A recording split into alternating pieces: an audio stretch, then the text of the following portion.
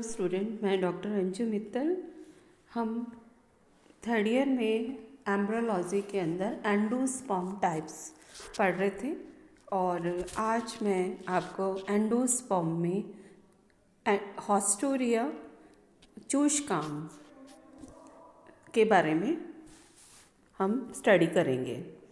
तो ये क्या है, सबसे पहले इसको समझ लें कि एंडोस्पर्म के ऊपर पाई जाने वाली आउटग्रोथ जो न्यूसालस टिश्यू की सेल्स को ऑब्जॉर्व करके डेवलपिंग एंडोस्पर्म में ये सक करके और डेवलपिंग एम्ब्रियो को न्यूट्रिशन देती है। तो इनके जो हॉस्टोरिया एंडोस्पर्म के डेवलपमेंट या साइज के इंक्रीज के लिए तो इनको पास के टिश्यूज से ये ऑब्जॉर्व करती है जनरली, और इसके लिए कुछ सेल्स कुछ स्पीशीज़ में इनके लिए अलग से अतिवृद्धियाँ या आउटग्रोथ होती हैं और उसे हम हॉस्टोरिया कहते हैं। इसे हम 3 पार्ट्स में डिवाइड कर सकते हैं: कैलाइजल हॉस्टोरिया, माइक्रोपाइलर हॉस्टोरिया और माइक्रोपाइलर कैलाइजल हॉस्टोरिया। और किसमें ये कैलाइजल निभाग जो व्रंतीय पार्ट इसके लोअर पार्ट से, और इसमें एग्जाम्पल ग्रेविलिया रोबिस्टा एंड क्रोटोलेरिया मैग्नीफोलिया इसके एग्जाम्पल है। और माइक्रोपाइल से इम्पेशंस रोलाई एंड हाइड्रोसेरा ट्राइफ्लोरा, ये इनके कुछ एग्जाम्पल है। सबसे पहले हम कैलाइजल हॉस्टोरिया, इसमें क्या होता है, इसका एग्जाम्पल ग्रेविलिया है जिसके अंदर यहाँ पर एक फ्री न्यूक्लियर हॉस्टोरिया एक क्रमी जैसा स्ट्रक्चर जो निभाग की तरफ बनता है और ये एज ए चूषकांक की तरह काम करते हैं। और एम्ब्रियो के पास में सेलुलर एंडोस्पर्म रहता है और इस तरह के स्ट्रक्चर को हम कैलाइजल हॉस्टोरिया कहते हैं। और क्रोटोलेरिया में इसके जहाँ बाहर क्रोटोलेरिया में इसी तरह से यहाँ पे नीचे के भाग में एंडोस्पर्म में यहाँ पर भित्ति का निर्माण नहीं होता और यहाँ पर फ्री न्यूक्लियाई इसमें प्रेजेंट रहते हैं जो एज ए हॉस्टोरिया के रूप में काम करते हैं। और इसी तरह से आयोडीना रोम्बिफोलिया में भी कैलाइजल हॉस्टोरिया पाया जाता है और इसका भी जो निर्माण है इसके लोअर पार्ट से होता है। यहाँ पर एक सिंगल न्यूक्लियाई और इसका जो नीचे का जो पार्ट है वो एक सिंगल न्यूक्लियाई ब्रांच्ड और एक बड़े हॉस्टोरिया में विकसित होता है। माइक्रोपाइल हॉस्टोरिया के अंदर इम्पेशंस रॉयली में विजान द्वार के पास में चूषकांक का होना। इसके अंदर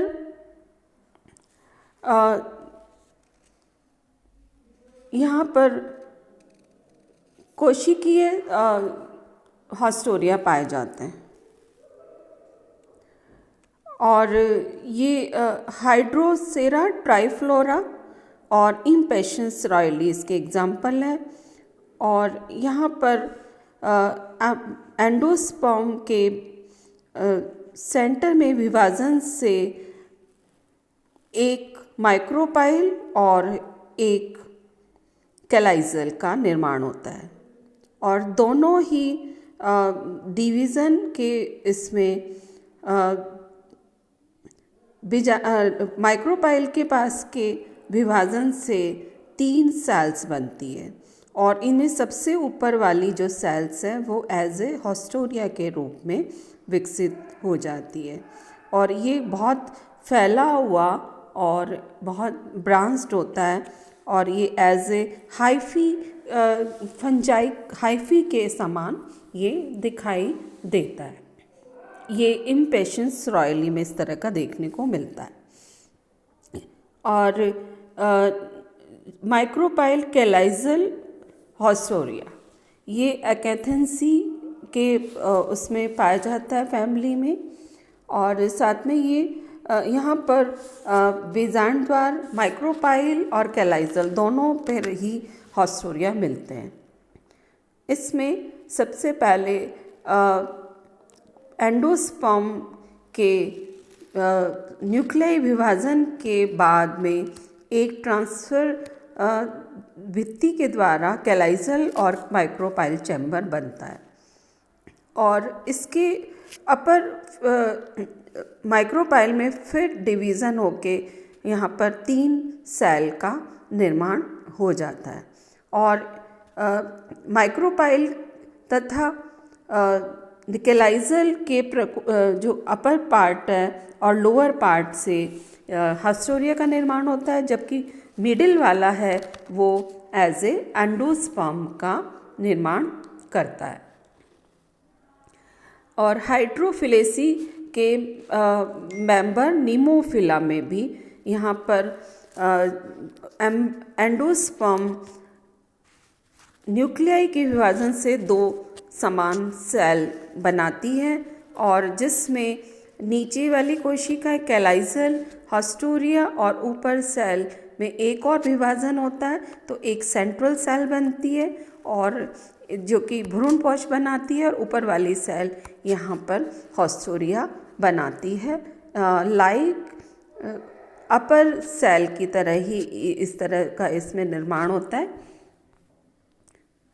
इसमें ये नीमोफिला के अंदर जहाँ पर दोनों तरह के सेंटर सेल है वो एंडोस्पर्म बनाती है, और upper end lower cell as a haustoria का निर्माण करती है नीमोफिला के अंदर।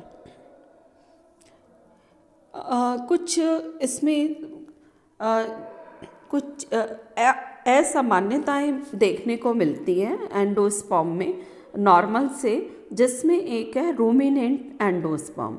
तो रूमिनेंट एंडोस्पर्म जहाँ पर एंडोस्पर्म में एक समतल या राउंड एक प्लेन उनकी सरफेस नहीं होके झुर्रीदार होती है, जिसमें कुछ डिप्रेशन और अलग सरफेस देखने को मिलती है कि उनकी जो सेल्स हैं वो इनर की ओर घस जाती है या उभरी हुई और घसी हुई दिखाई देती है। ये इसका जो कारण है वो यहाँ पर डिफरेंट कारण से हो सकता है। इसमें जो है एंडोस्पर्म की एक्टिविटी से हो सकता है, जैसे कि कॉकोलोवा में देखने को मिलता है एंड मेरिस्टिका के अंदर मिलते हैं। इसमें जैसे जैसे बीज की वृद्धि होती है बीज के, और वैसे वैसे यहाँ पे एंडोस्पर्म की भी उसका वॉल्यूम जो है वो भी बढ़ता रहता है। तो वो एक उसके सीड कोट के पास में संपर्क में आने से उसके ऊपर वृद्धि असमान सतह के कारण यहाँ पर इसकी एंडोस्पर्म की ग्रोथ है वो यहाँ पर असमान सतह के कारण ये भी एज ए रूमिनेंट हो जाती है। और दूसरा कारण है इसके अंदर कि सीड कोट की एक्टिविटी से, सीड की एक्टिविटी से ये 2 कारण हो सकती है, जिसमें ये रेडियली जो सेल्स हैं इसके आवरण की जो सेल्स हैं वो साइज़ में बड़ी अरीय रूप से रेडियली रूप ये साइज़ में बड़ी हो जाती है, और उससे उनकी जो शेप है वो रूमिनेट हो जाती है एंडोस्पर्म की, और या फिर इसमें कुछ आउट ग्रोथ निकलती है इसके आवरण से, और इसकी वजह से बीज के आवरण से इनकी इनर ग्रोथ उत्पन्न होती है, जिससे कि भ्रूणपोष में ये घस जाते हैं। फॉर एग्जाम्पल एनोना, ये एग्जाम्पल जिसमें ये सामान्य इनकी स्थिति नहीं होगी, ये डिफरेंट हो जाते हैं। एनोना सिक्योमोसा के अंदर ये रूमिनेंट एंडोस्पर्म स्लाइड पर दिखाई दे रहे हैं। और जीनिया जो वर्ड है वो कि पराग कण के, ये फोके ने इसे बताया था 1881 के अंदर। उसने कहा कि जो किसी परागकण के कारण उसमें एंडोस्पर्म के प्रभाव पड़ने वाले को उसको जीनिया कहते हैं। और परागकण के कारण दूसरे एंडोस्पर्म के अलावा जैसे बीज आवरण और उन पर प्रभाव जो पड़ता है उसको मेटाजीनिया कहा। जैसे कि इनके प्रभाव से अगर वाइट हम कोई इसने इसको शो किया था मेज़ के अंदर। मेज़ में वाइट मेज़ के सीड के ऊपर या फ्लावर वाले प्लांट्स पर अगर हम येलो के पॉलन ग्रेन्स के साथ में हाइब्रिड कराने पर उनका जो कलर है वो सीड का येलो हो जाना, ये उसने इस तरह को जीनिया और मेटाजीनिया से इसको कंसर्न किया।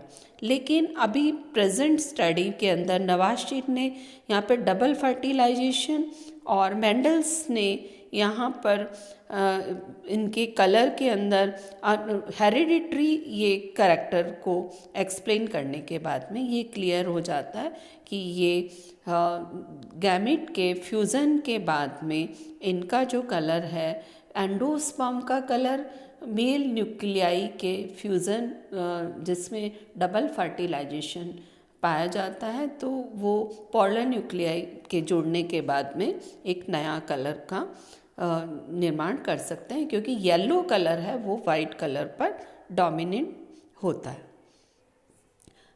मोज़ेक एंडोस्पर्म, ये मोज़ेक एंडोस्पर्म क्योंकि हम जिसमें येलो एंड वाइट कलर किसी सीड के अंदर मोज़ेक स्थिति में इसमें दिखाई देती है, तो ये स्थिति के लिए यहाँ पर यचित कबरा जो जिसे हम कहते हैं, तो इस तरह की स्थिति क्यों होती है, इसके लिए कहा कि जब पॉलर न्यूक्लियाई का मेल न्यूक्लियाई के साथ में संयोजन नहीं हो पाता, जिससे कि पॉलर न्यूक्लियाई से बनने वाले टिश्यू और मेल न्यूक्लियाई से बनने वाले टिश्यू का जो कलर है वो इंडिपेंडेंट अपना कलर शो करते हैं, जिससे कि इनका कलर है वो मोज़ेक दिखाई देता है।